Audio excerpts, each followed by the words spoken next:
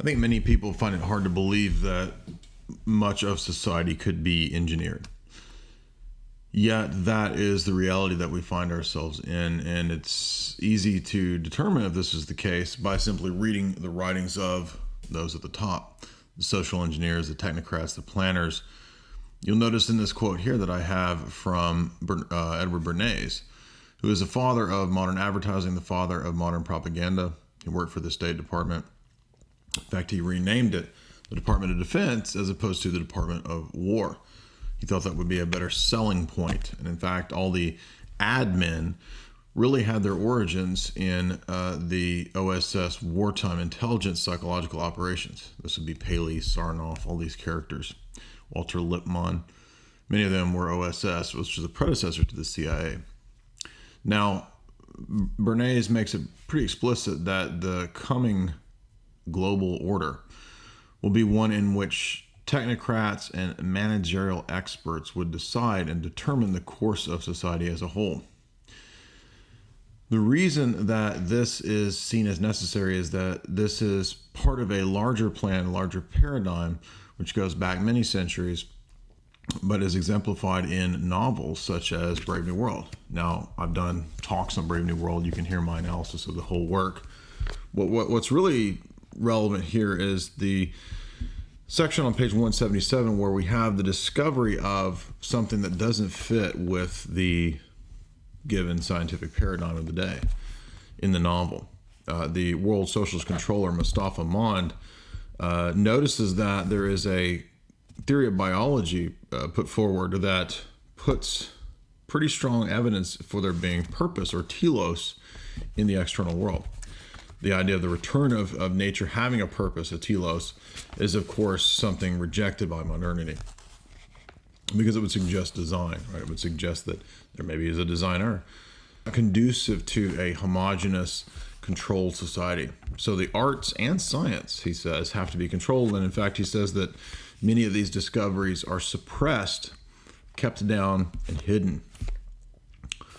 There's multiple sections actually where this comes up, and he even says that what you call science is nothing more than a series of elaborate propaganda techniques that you were taught and indoctrinated with in your university schooling.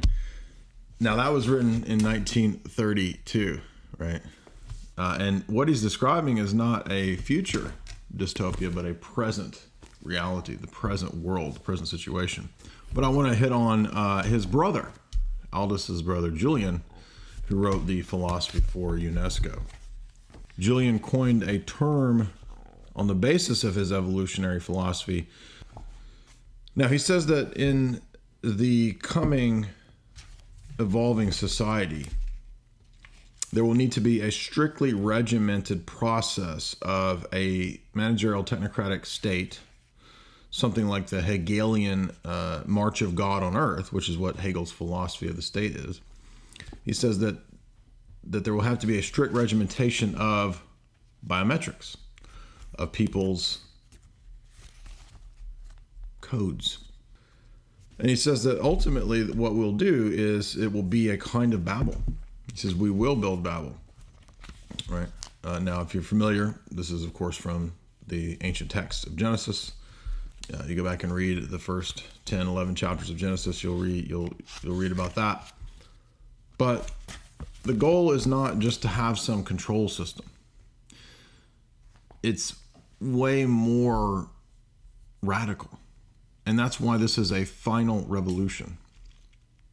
The technocracy is not just an idea. It's a culmination of a process of revolutions. In fact, in Aldous Huxley's return to Brave New World Revisited, where he explains it, he talks about the final revolution. And in the introductory essay to Brave New World, Huxley talks about the fact that this is the culmination of all the revolutions, whether it was the French Revolution, Enlightenment.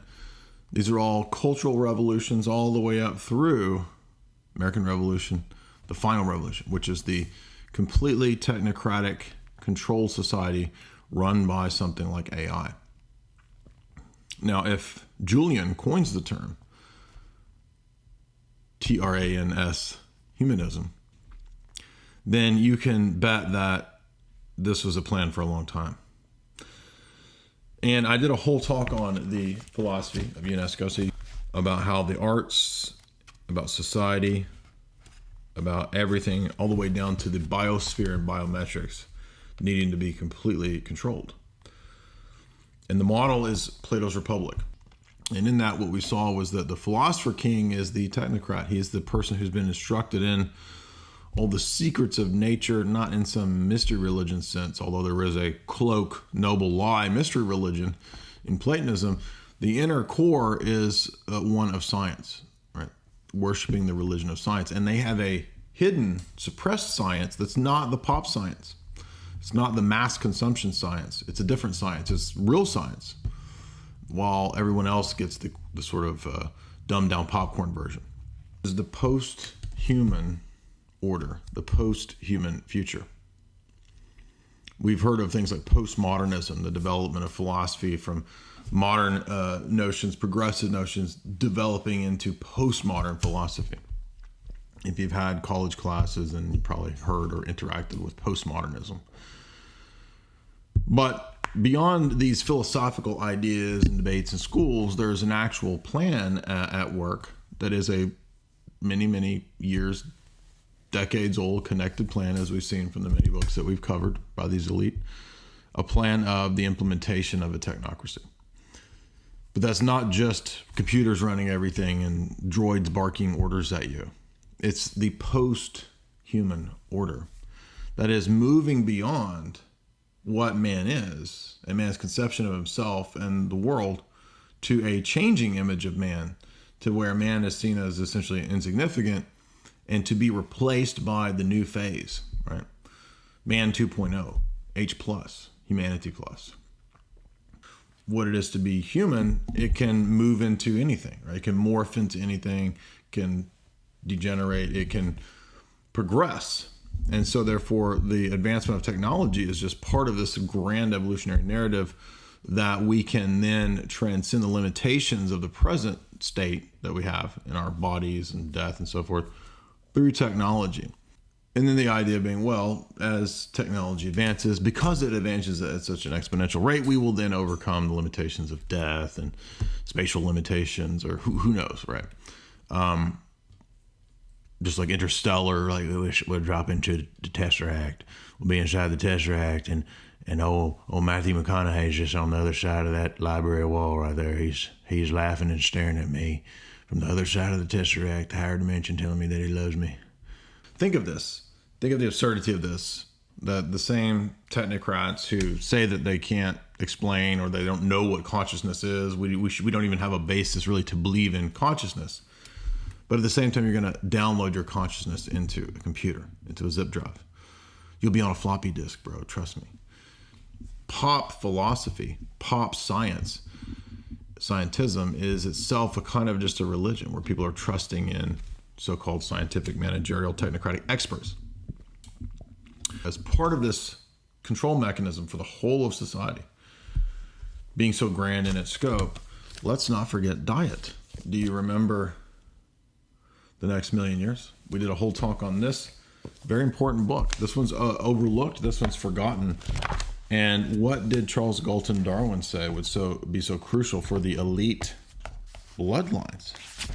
Well, he said that they would have to control the food and the type of food, and perhaps even things like fertilizers or glyphosates or these kinds of things might play into this, if you catch my drift. Now, you think, well, wait a minute. What's the model? In search for the qualities of a master breed, the next idea will be to appeal to the wisdom of forefathers. Plato in the Republic devotes most of his attention to this subject. Let's find Plato's group of recruits, his elite. They will be the masters in this coming technocracy.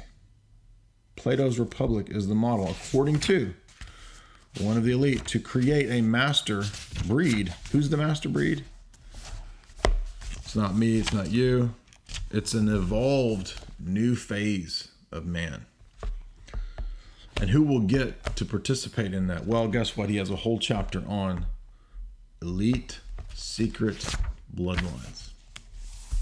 says, let's set up on the basis of drugging the masses to become sexless worm slug creatures, he says, then we can evolve into being the, right, like the Morlocks and the Eloi.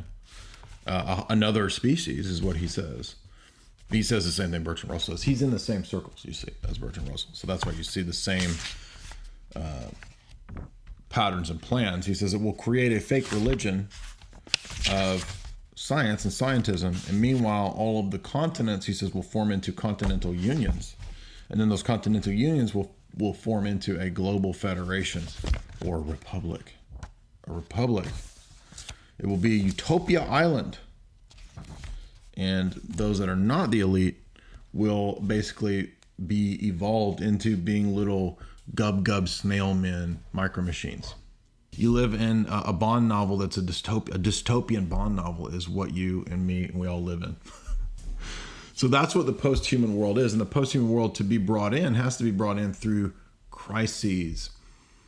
And what does Edward Bernays say is the means by which crises can be brought in? He says the technocrats can bring in this order, this coming system through drama and